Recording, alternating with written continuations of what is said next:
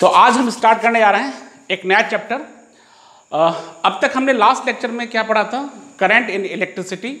उसी चैप्टर के आगे का एक पार्ट है, ये भी करंट इलेक्ट्रिसिटी का एक पार्ट है, बट हमने यहाँ एक नया नाम इसका दे रखा है, क्या कि डीसी सर्किट्स एंड मेजरमेंट। तो ये जो चैप्टर हमारा स्टार्ट हो रहा है, ये बेसिकली इसमें आज हम जो डिस्कस करेंगे वो हम सेल के बारे में डिस्कस करेंगे। सेल, उसके पोटेंशियल के बारे में बात करेंगे कि सर्किट में पोटेंशियल का क्या मतलब होता है। फिर हम बात करते हैं ईएमएफ के बारे में, और आज इस लेक्चर में एक चीज और डिस्कस करेंगे कि इस ईएमएफ और पोटेंशियल में क्या रिलेशन होता है। क्लियर है भाई? तो इसका मतलब हमें जो सबसे पहले स्टार्ट करना है वो आज स्टार्ट करेंगे किसी सेल के बारे में। तो सेल होता क्या है, जरा इसको हम लोग डिस्कस करते हैं। तो अब हम बात करेंगे सेल की बात करेंगे। तो सेल होता क्या है? तो सेल आप ऐसे देख सकते हैं कि सेल बेसिकली क्या है, ये केमिकल एनर्जी को क्या करता है, इलेक्ट्रिकल एनर्जी में कन्वर्ट करता है। सेल ये क्या करता है, बेसिकली ये केमिकल एनर्जी को इलेक्ट्रिकल एनर्जी में क्या करता है, कन्वर्ट कर सकता है। तो हम ये कह सकते हैं कि electrical cell is the source of electrical energy. Electrical cell is the source of electrical energy which maintain the flow of electric charge. Clear हो गया? क्या करेगा भाई, सेल करता क्या है, सेल हमारा ये केमिकल एनर्जी को इलेक्ट्रिकल एनर्जी में कन्वर्ट करता है। और हम ये कह सकते हैं कि सेल क्या है, सेल हमारा एक सोर्स है जो क्या करेगा, इलेक्ट्रिक एनर्जी को प्रोवाइड करेगा। अच्छा, अब हम बात करते हैं कि जो सेल है ये क्या करता है, इसमें दो रॉड्स होते हैं। ये जो इलेक्ट्रिकल सेल है, जो सेल है ये क्या करता है, it consist to electric rod. इसमें दो रॉड्स होते हैं या दो प्लेट्स होती हैं। एक प्लेट कहलाती है anode and another is called cathode. इसमें हम लोग करते क्या है, इसमें एक इलेक्ट्रोलाइट, एक सॉल्यूशन है, ये केमिकल सॉल्यूशन है जो जिसका नाम क्या है, इलेक्ट्रोलाइट है। अब हम करते क्या है कि अगर हम इन प्लेट्स को किसी वायर से कनेक्ट कर दें, कंडक्टिंग वायर से कनेक्ट कर दें, तो इस सर्किट में क्या होगा, चार्ज का फ्लो करना ये सेल मेंटेन करेगा। क्लियर?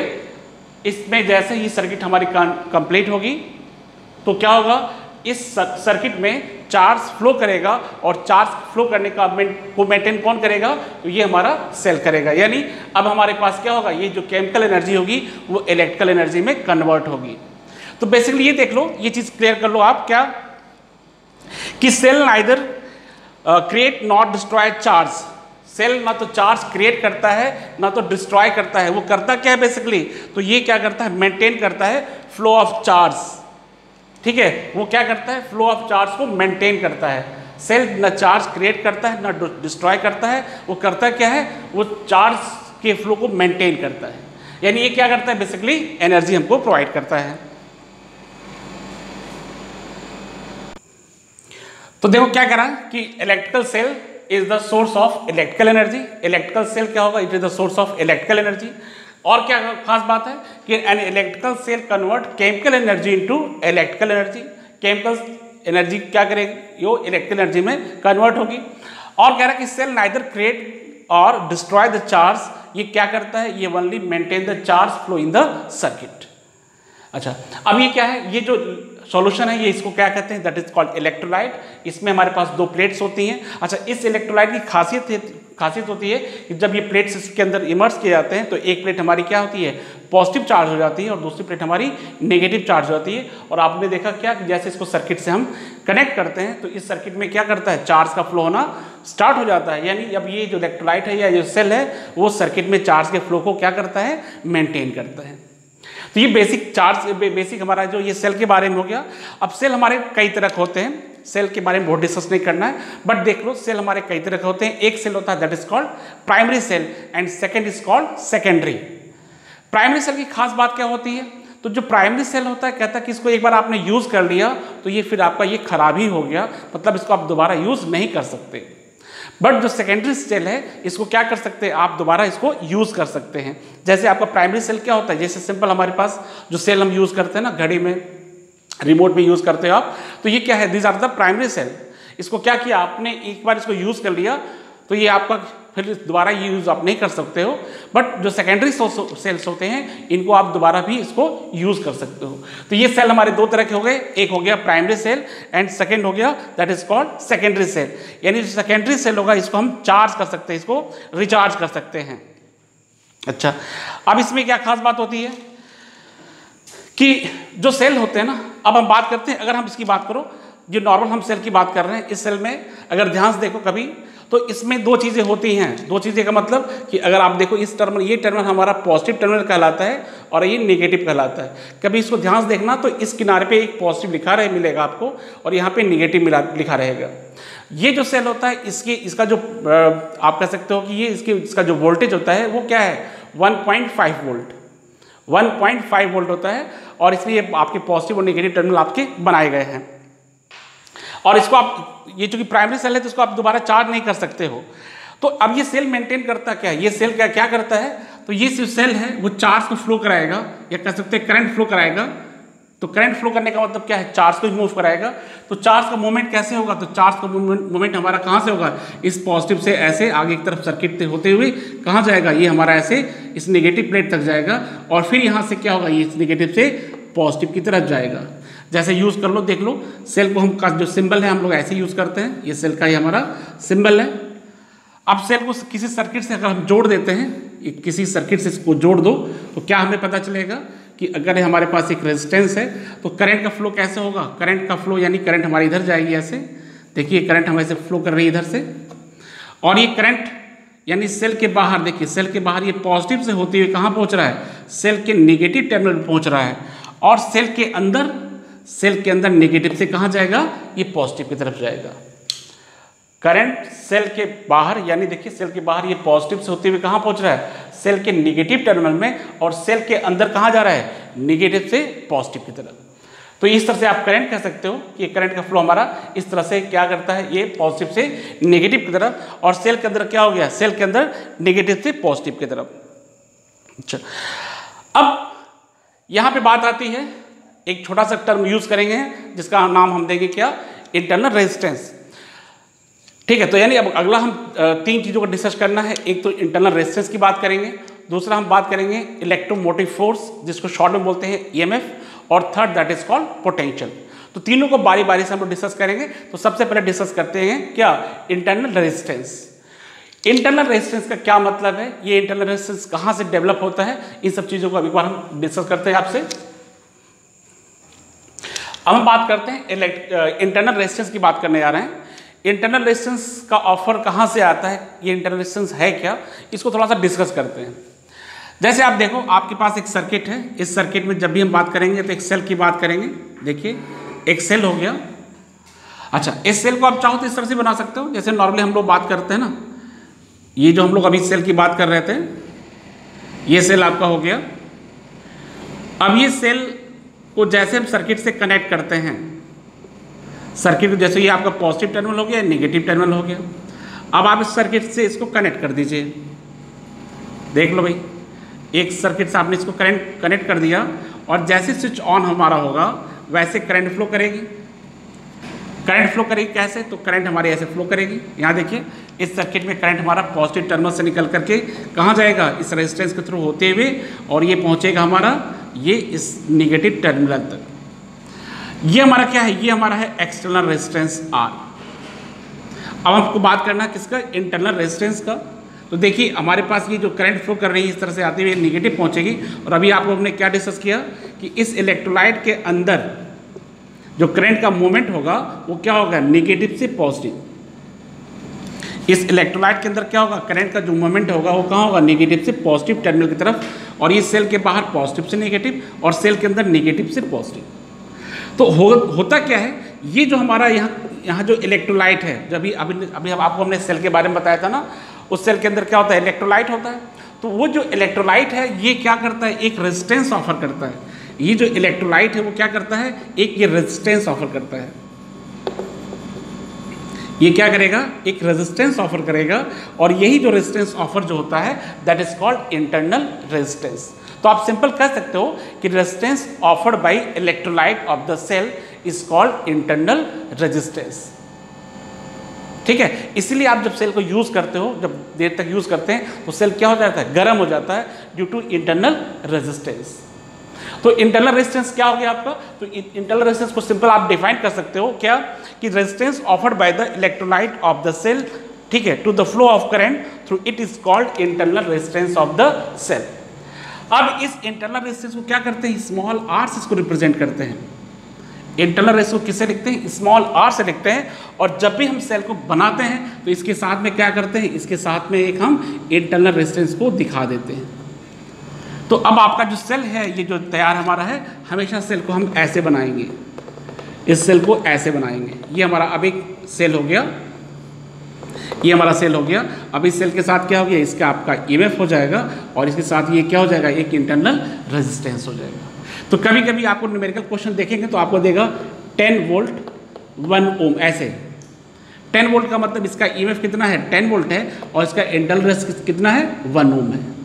इस तरह से मिला आपको दिखा हुआ मिलेगा। ठीक है, आप देखो क्या ये पॉजिटिव नेगेटिव हो गया। अब साथ में क्या करेंगे, छोटा सा ये रेजिस्टेंस दिखा देंगे और ये पूरा सिस्टम हमारा सेल का लाएगा। और जहाँ पे स्मॉल आर क्या है, this is called internal resistance. तो इंटरनल रेजिस्टेंस कौन ऑफर कर रहा है, तो ये इंटरनल रेजिस्टेंस ऑफर कौन कर रहा है, इलेक्ट्रोलाइट ऑफर कर रहा है। और ये इलेक्ट्रोलाइट कहाँ, ये देखो सेल के अंदर है, और यही एक रेजिस्टेंस ऑफर करेगा जिसका नाम है that is called internal resistance. अब बात आती है कि ये इंटरनल रेजिस्टेंस किन किन बातों पर डिपेंड करता है, ये रेजिस्टेंस किन किन बातों पे डिपेंड करता है। तो अभी हमने क्या बनाया था, एक सेल बनाया था जिसमें हमने कैथोड और एनोड 2 प्लेट्स दिखाई थी, इसके अंदर एक इलेक्ट्रोलाइट दिखाया था। तो ये जो इंटरनल रेजिस्टेंस ये डिपेंड करता है किसके, ये डिपेंड करता है क्या, कि जो इलेक्ट्रोलाइट हम लोग यूज़ कर रहे हैं ना, इसके कंसंट्रेशन पे डिपेंड करता है। ये डिपेंड करता है क्या, इनके प्लेट के बीच के डिस्टेंस पे डिपेंड करता है। यानी जो इंटरनल रेजिस्टेंस है, इंटरनल रेजिस्टेंस ये क्या है, ये डिस्टेंस पे डिपेंड करता है। किनके बीच के डिस्टेंस पे, तो ये जो प्लेट्स के बीच का जो सेपरेशन था ना, उस सेपरेशन के डिस्टेंस पे डिपेंड करता है। और ये क्या है, उसके डायरेक्टली प्रोपोर्शनल है। यानी हमारे पास जैसे जैसे डिस्टेंस बढ़ेगी वैसे वैसे हमारे पास क्या होगा, ये हमारा इंटरनल रेजिस्टेंस भी क्या होगा, बढ़ेगा। ये जो इंटरनल रेजिस्टेंस है ये डिपेंड करता है एरिया पे, और एरिया की क्या है, ये इन्वर्सली प्रोपोर्शनल है। यानी एरिया अगर ज़्यादा होगा तो इंटरनल रेजिस्टेंस कैसा होगा, कम होगा। यानी एरिया के क्या है, इन्वर्स के रिलेशन में है। अब एक चीज़ और देख लो, जो इंटरनल रेजिस्टेंस है ये कंसंट्रेशन पे भी डिपेंड करता है। किसका कंसंट्रेशन, तो ये कंसंट्रेशन हमारा क्या है, इलेक्ट्रोलाइट के कंसंट्रेशन पे डिपेंड करता है। और ये साथ में क्या करता है, ये आपका टेम्परेचर पे भी डिपेंड करता है। जो इंटरनल रेजिस्टेंस है ये हमारा टेम्परेचर पे भी डिपेंड करता है। यानी R प्रोपोर्शनल 1 टेम्परेचर। यानी टेम्परेचर हमारा कम है तो इंटरनल रेजिस्टेंस कैसा है, ज़्यादा है, और ये टेम्परेचर ज़्यादा होगा तो इंटरनल रेजिस्टेंस कैसा होगा, कम होगा। ये चीज़ें क्लियर हो रही होगी आपको कि इंटरनल रेजिस्टेंस किन किन बातों पे डिपेंड करता है। तो it depends upon the separation between plate, it depend upon area of the plate, और ये कैसा है, ये इन्वर्स के रिलेशन में है। ये क्या है, इंटरनल रेजिस्टेंस इलेक्ट्रोलाइट के कंसंट्रेशन पे डिपेंड करता है कि कंसंट्रेशन कैसा है, और ये क्या है, ये टेम्परेचर के इन्वर्स के रिलेशन में है। मतलब टेम्परेचर कम है तो हमारा इंटरनल रेजिस्टेंस कैसा है, ज़्यादा है, और ये ज़्यादा है तो ये कैसा है, ये कम है। फिलहाल इन चीज़ों को याद रखना है, इसका कोई फॉर्मूला हमको यहाँ डिस्कस नहीं करना है कि ये फॉर्मूला क्या होगा। बस ये कुछ चीज़ें हैं जो आपके board of point of view बड़ी इंपॉर्टेंट है कि इंटरनल रेजिस्टेंस किन किन बातों पर डिपेंड करता है। तो क्या क्या चीज़ हमें क्लियर हो गई। एक तो हमने सेल के बारे में डिस्कस कर लिया कि सेल क्या होता है, सेल क्या करेगा, बेसिकली भाई केमिकल एनर्जी को इलेक्ट्रिकल एनर्जी में क्या कर रहा है, कन्वर्ट कर रहा है। तो बेसिकली जो सेल करता है क्या है, वो चार्ज के फ्लो को मेंटेन करता है, चार्ज को क्रिएट नहीं करता है, डिस्ट्रॉय नहीं करता है, वो क्या करते हैं, चार्ज के फ्लो को मेंटेन किया रहता है। क्लियर हो गया। अच्छा, अब हमने क्या डिस्कस किया कि ये जो सेल होते हैं 2 तरह के होते हैं, प्राइमरी सेल और सेकेंडरी सेल। ठीक है, ऐसे सेल को हम जो दोबारा यूज नहीं कर सकते हैं दैट इज कॉल्ड प्राइमरी, और ऐसे सेल को जिसको रिचार्ज कर सकते हैं हम that is called secondary cell, जैसे आपके मोबाइल का बैटरी। अच्छा, अब इसमें देखो हमने बात किया ये इंटरनल रेजिस्टेंस कहाँ से आया, तो इंटरनल रेजिस्टेंस हमारा क्या है, तो internal resistance offered bye, internal resistance क्या है, ये किसके, ये जो इलेक्ट्रोलाइट होते हैं ये एक रेजिस्टेंस ऑफर करते हैं। ये क्या करते हैं, दे ऑफर अ रेजिस्टेंस, और वही रेजिस्टेंस क्या कहलाता है, that is called internal resistance. और ये इंटरनल रेजिस्टेंस किन किन बातों पर डिपेंड करता है, ये हमने आपको डिस्कस कर लिया। यानी जब भी अब हम सेल की बात करेंगे तो सेल के साथ हमें क्या करना पड़ेगा, एक छोटा सा रेजिस्टेंस बनाना पड़ेगा, और ये हमारा resistance that is called internal resistance. अब हम क्या बात करने आ रहे हैं, बड़े 2 इंपॉर्टेंट टर्म्स हैं बड़े इंपॉर्टेंट है, इसको अच्छे से याद करना, अच्छे से समझो। ये दो टर्म जो क्या कहता है, एक टर्म कहलाता है ईएमएफ जिसको बोलते हैं electromotive force, and second is called potential. दोनों सुनने में एक ही जैसा लगता है बट दोनों अलग अलग दो चीज़ें हैं। तो पहले आप डिस्कस करेंगे कि what is EMF and what is potential. EMF का हमने फुल फॉर्म बताया, that is called electromotive force. देखो ये नाम इलेक्ट्रोमोटिव फोर्स है बट यहाँ पे कोई फोर्स का रोल नहीं है, कोई चीज़ यहाँ पे न्यूटन जैसा कुछ नहीं आने वाला, ठीक है। तो क्या है ये इलेक्ट्रोमोटिव फोर्स और पोटेंशियल क्या है, तो पहले ध्यान से इसको समझने की कोशिश करते हैं।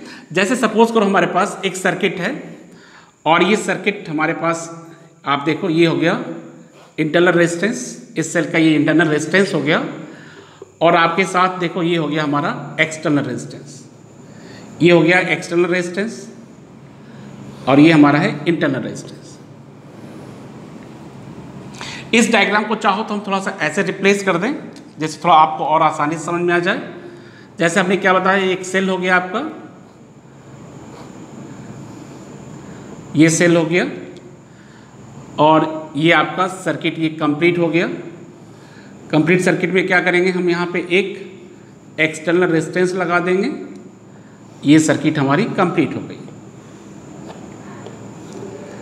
अब ये क्या कर रहा है सर्किट, अब जैसे हम स्विच यहाँ ऑन करें, अच्छा ये हमें पता है कि ये सेल के अंदर क्या है, सेल के अंदर इलेक्ट्रोलाइट भरा हुआ है।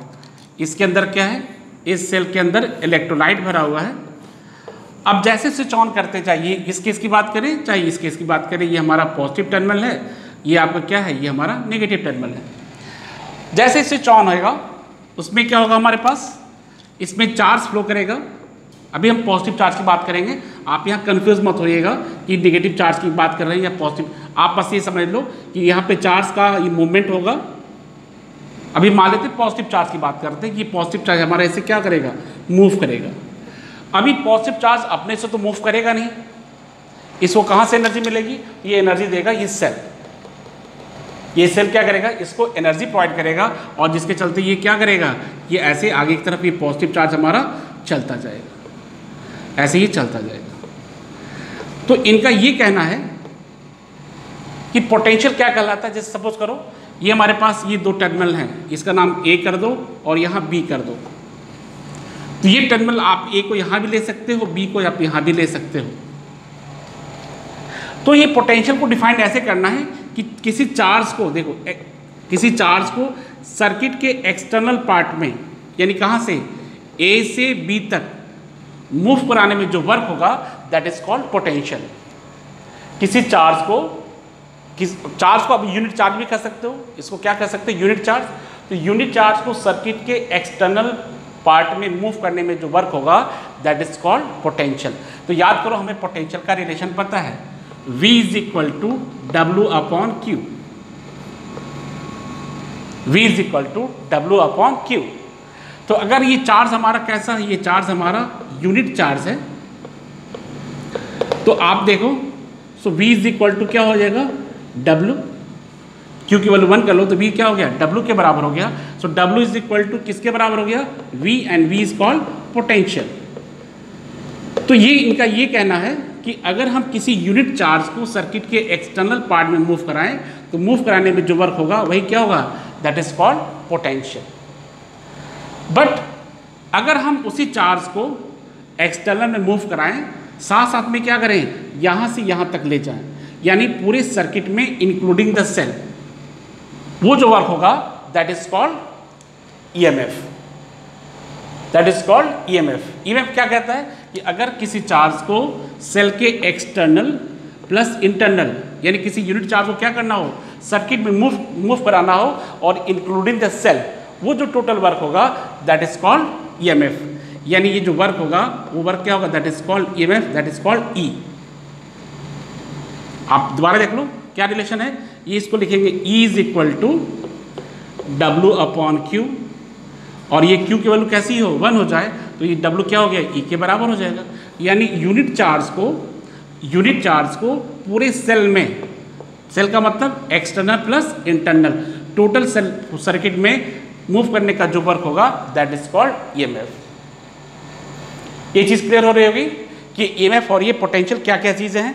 तो इस तरह से हमारे पास देखो तो ईएमएफ का भी यूनिट क्या हो जाएगा, वोल्ट हो जाएगा। देखो आप देखो क्या हो गया, जूल पर कूलम, यानी इस ईएमएफ का यूनिट भी क्या हो, ये ईएमएफ की यूनिट भी क्या हो जाएगी, वोल्ट हो जाएगा। या आप देखोगे जूल पर कूलम, और यहाँ पे भी पोटेंशियल का यूनिट क्या होगा, इस पोटेंशियल का यूनिट भी क्या हो जाएगा, इसका यूनिट वोल्ट हो जाएगा या और जूल पर कूलम। ठीक है, तो मेरे हिसाब से आपको क्लियर समझ में आ गया होगा कि पोटेंशियल का मतलब क्या है। पोटेंशियल क्या करता है, किसी यूनिट चार्ज को आप सर्किट के एक्सटर्नल पार्ट में यानी ए से लगाए कहाँ तक जाओ, ये बी तक जाओ, यही तो एक्सटर्नल है हमारा। यहाँ से यहाँ तक जो वर्क होगा दैट इज कॉल्ड पोटेंशियल, और ए से चल करके वापस ये से घूमते घूमते वापस बी से वापस ए पे जाएंगे, दैट इज कॉल्ड ईएमएफ। तब आपको ये चीज़ आपसे पूछा जाएगा कि मतलब अभी इसमें कौन सा ज़्यादा है, ईएमएफ ज़्यादा है कि पोटेंशियल ज़्यादा है। तो ऑब्वियस आप कहोगे कि ईएमएफ ज़्यादा है, क्योंकि ईएमएफ में क्या है, यहाँ से यहाँ तक जाने का एक्स्ट्रा वर्क करना पड़ रहा है, बी से ए तक जाने का एक्स्ट्रा वर्क करना पड़ रहा है, और यही एक्स्ट्रा वर्क क्या है, दैट इज कॉल्ड, ये क्यों करना पड़ा, ड्यू टू इंटरनल रेजिस्टेंस। तो इस तरह से जो टोटल वर्क होगा दैट इज कॉल्ड ईएमएफ। तो आप सिंपल कहोगे कि EMF is always greater than potential. Clear, ये ईएमएफ क्या है, ये हमेशा ये पोटेंशियल से ज़्यादा है। बट अभी आगे भी डिस्कस करेंगे कि यहाँ इनका रिलेशन क्या होता है, और कभी कभी हमारा पोटेंशियल भी ईएमएफ से ज़्यादा होता है, वो अलग कंडीशन है, उसकी बात तो बाद में करेंगे। बट अभी ये समझ लिया कि कैसे ईएमएफ और पोटेंशियल में क्या क्या चीज़ें होती हैं। यहाँ भी सर्किट में समझ लो, ये पॉजिटिव चार्ज का मूवमेंट हो रहा कहाँ, ए से बी तक। ये सेल आपका हो गया ना, इस सेल को आप छोड़ दीजिए, यानी एक्सटर्नल पार्ट में समझ लिया, यहाँ से मूव करके वापस कहाँ गया, यहाँ तक गया, ए से कहाँ गया, बी तक गया। जो वर्क होगा दैट इज कॉल्ड पोटेंशियल, और ए से बी होते हुए और वापस बी से कहाँ गया, ए पे गया, ये जो टोटल वर्क होगा दैट इज कॉल्ड ईएमएफ। तो ये ईएमएफ और पोटेंशियल के बीच का ये बड़ा अच्छा सा रिलेशन है। तो अब एक बड़ा अच्छा सा टॉपिक है, ये क्या है, ये है relation between E, V and R. E का मतलब ईएमएफ, वी का मतलब पोटेंशियल, और आर क्या है, that is the internal resistance. हमने ये चीज़ समझ में आ गई कि जो ईएमएफ होता है वो पोटेंशियल से ज़्यादा होता है। तो अब हमें करना क्या है, हमें एक रिलेशन स्टैब्लिश करना है ईएमएफ, पोटेंशियल और इंटरनल रेजिस्टेंस के बीच में। सर्किट आपको समझ में आ गया होगा, एक सेल हमारे पास है, इसका इंटरनल रेजिस्टेंस कितना है, ई है, इसका ईएमएफ क्या है, सेल का ईएमएफ ई है, इंटरनल रेजिस्टेंस स्मॉल आर है। ये देखो हमारे पास एक्सटर्नल रेजिस्टेंस जिसकी वैल्यू कैपिटल आर है। यहाँ हमारे सर्किट में करंट फ्लो कर रहेगी, करंट की वैल्यू कितनी है, ये आई जा रही है इस तरह से, ये हमारा एमीटर लगा है करंट पढ़ने के लिए, और ये हमारा क्या है, वोल्ट मीटर जो वोल्टेज को रीड करेगा, और इस तरह से करंट हमारी आई ऐसे आई और फिर वापस सेल के अंदर निगेटिव से पॉजिटिव की तरफ जाएगी। यहाँ पे क्या पॉजिटिव से ऐसे जा रही है कहाँ, निगेटिव की तरफ, और सेल के अंदर निगेटिव से पॉजिटिव जाएगी। अब हम ये मान लेते हैं कि इस सर्किट में dt टाइम में, in time dt dq charge का मूवमेंट हो रहा है। हमने किसी समय देखा कि सर्किट में dt टाइम में कितना चार्ज मूव कर रहा है, dq चार्ज मूव कर रहा है। इस तरह से सर्किट में current I is equal to क्या हो जाएगा, dq अपॉन dt।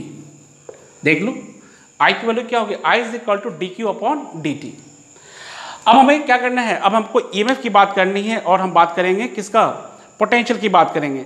तो EMF के लिए देख लो, EMF के लिए यार रिलेशन फिर से याद करो, हमने जनरल जो तरीका बताया था, V is equal to W upon Q, ये रिलेशन है पोटेंशियल के लिए। और E इज इक्वल टू लिख सकते हैं क्या, ये भी W अपॉन Q, लेकिन ये W कौन सा है, ये एक्सटर्नल है, और ये क्या है आपका टोटल है। तो अगर हम बात करें इस EMF की बात करते हैं, अगर ये dq चार्ज मूव करेगा तो आप क्या लिखोगे, dw इज इक्वल टू, ठीक है, अगर कितना चार्ज मूव कर रहा है, dq चार्ज मूव करेगा तो क्या लिखेंगे, dw is equal to e into dq। मतलब कि अगर सर्किट में dq चार्ज का मूवमेंट कितने समय के लिए हो रहा है, dt समय के लिए हो रहा है, तो करंट कितनी आएगी, I is equal to dq upon dt। इस तरह से हमारे पास सर्किट में जो EMF है, EMF यानी क्या कर सकते हो, ये सर्किट में चार्ज को, dq चार्ज को पूरे सर्किट को मूव करने में कितना वर्क होगा, that is dw equal to e into dq। dq charge को पूरे सर्किट में मूव कराने में कितना वर्क करना पड़ेगा, dw equal to e into dq। और dq हम निकाल चुके हैं, dq बोले जो क्या है, d q is equal to है हमारे पास आई इंटू डी टी। तो इस तरह से हमारे पास ये रिलेशन क्या हो जाएगा, ई into I into D T. This equation number 1। ये हमारा हो गया इक्वेशन नंबर 1। ये क्या निकल गया, ये हमारा वर्क हो गया। किससे रिलेट कर दिया हमने, ईएमएफ से रिलेट कर दिया। तो ये डब्ल्यू डी डब्ल्यू क्या है, ये तो हमारा टोटल वर्क है। ये वर्क कैसा है, टोटल वर्क बात कर रहे हैं। अब हम बात करते हैं पोटेंशियल की बात कर रहे हैं, यानी हमें जो पोटेंशियल डिफरेंस अक्रॉस द, ये हमारा रेजिस्टर आर है, इसके क्रॉस कितना पोटेंशियल होगा। तो पोटेंशियल के लिए फॉर्मूला है, यानी voltage drop across resistance R, voltage across R कितना होगा भाई। इसके लिए क्या relation, V is equal to W upon Q.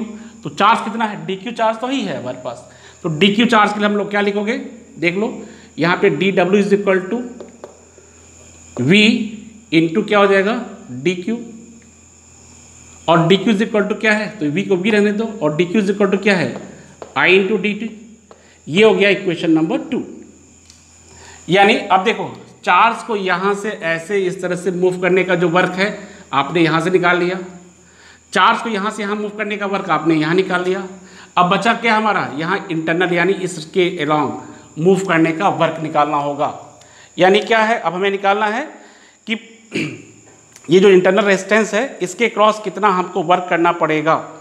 यानी आप देखो क्या कह सकते हो, आप इसको लिख सकते हो D W external.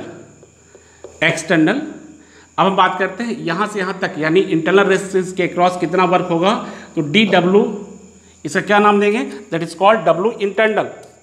W internal कितना हो जाएगा, देखिए डी डब्ल्यू इंटरनल, इसको क्या कहेंगे, जैसे यहाँ पोटेंशियल V था ना, इसके क्रॉस पोटेंशियल कैपिटल V है, हम मान लेते इसके क्रॉस पोटेंशियल कितना है, स्मॉल v है। कितना चार्ज है, dq चार्ज है, dq चार्ज है। तो dq चार्ज होगा तो क्या हो गया, dq is equal to I into क्या लिखोगे, dt कर दोगे, देख लो, या क्या लिखेंगे, स्मॉल v आई इंटू क्या लिखोगे, dt लिख सकते हैं। स्मॉल v क्या है, small v is the potential across, small v is the potential cross internal resistance R। सो आप चाहो तो लिख सकते हो V की वैल्यू क्या, आप इसको रिप्लेस करते हो, V is equal to I into small r into I into D T. This is equation number 3। अब आप देख लो ये कौन सा, ये तो टोटल वर्क है ना, ये तो डी डब्ल्यू टोटल है। टोटल क्या है, ये एक्सटर्नल और इंटरनल है। यानी आप लिख सकते हो क्या कि d W total is equal to किसके बराबर हो जाएगा, d W external plus d W internal. D W total कितना है देख लो, ये हो गया E into I into D t is equal to d W external कितना है देख लो, V into I into D t. और ये क्या हो जाएगा हमारा internal, I square R into D t. अगर ध्यान से देखो तो हमारे पास कुछ कैंसिल हो रहा है यहाँ पे, डी टी तीनों में से कैंसिल हो जाएगा और एक एक आई कैंसिल हो जाएगा। तो हमारे पास रिलेशन क्या आएगा, E is equal to V I cancel हो चुका है इसमें सब में से एक एक, तो ये होगा V plus I into R. ये रिलेशन तो हो ही गया और यहाँ से समझ में आ ही गया कि जो ईएमएफ है वो क्या है, पोटेंशियल से ज़्यादा है। बट जनरली हम लोग याद क्या करते हैं, हम लोग याद रखते हैं ऐसे, V is equal to E minus I R. ये हमारे पास रिलेशन इस्टेब्लिश हो गया ईएमएफ और पोटेंशियल के बीच में। और यही जो रिलेशन है बहुत ही इंपॉर्टेंट रिलेशन है। ये क्या रिलेशन बता रहा है, ये रिलेशन से पता चल जा रहा है कि जो ईएमएफ है वो क्या है, पोटेंशियल से ज़्यादा है। या ऐसे यहाँ भी कह सकते हो कि जो ईएमएफ है वो क्या है, पोटेंशियल से ज़्यादा है। तो ऐसे केस में हमने क्या देखा, इसके बीच में हमने रिलेशन निकाल दिया। ये क्या हमारे पास क्या है, ये हमारे पास रिलेशन निकल गया इलेक्ट्रिक फील्ड, पोटेंशियल और इस इंटरनल रेजिस्टेंस के बारे में। कितना ज़्यादा यह भी देख लिया, और क्यों ये ज़्यादा होता है, ड्यू टू इंटरनल रेजिस्टेंस के चलते होता है। अच्छा, एक चीज़ हमारे पास और आती है, ये जो हमारा सेटअप है, इस सेटअप में जो सेल हमारा ये क्या हो रहा है, ये सेल हमारा डिस्चार्ज हो रहा है, यानी जो सेल है इससे करंट ली जा रही है। तो ऐसे केस में हमारे पास ये क्या है, ईएमएफ क्या है, पोटेंशियल से ज़्यादा है। बट इसको हम ऐसे मान लो कि अगर किसी सेल को चार्ज करते हैं तो क्या होगा, सेल को चार्जिंग, यानी इन केस ऑफ चार्जिंग, देखो एक नई चीज़ आपको मिलेगी, in case of charging, in case of charging, किसी सेल को हम क्या करें, चार्ज करें तो क्या होगा, करंट का डायरेक्शन हमारा बदल जाएगा, इस सेल का करंट डायरेक्शन कैसा हो जाएगा, चेंज हो जाएगा। यानी हमारे पास जो करंट इस तरह से बाहर निकल रही थी ना, ऐसे ही बाहर निकल रही थी, अब ये क्या होगा, ये चेंज हो जाएगा। चार्जिंग के केस में करंट का डायरेक्शन ऐसे मूव कर जाएगा, यानी जो आई होगा वो कैसा हो जाएगा, निगेटिव हो जाएगा। और आई अगर निगेटिव हो जाएगा तो आप रिलेशन क्या लिखोगे, V is equal to E plus I are.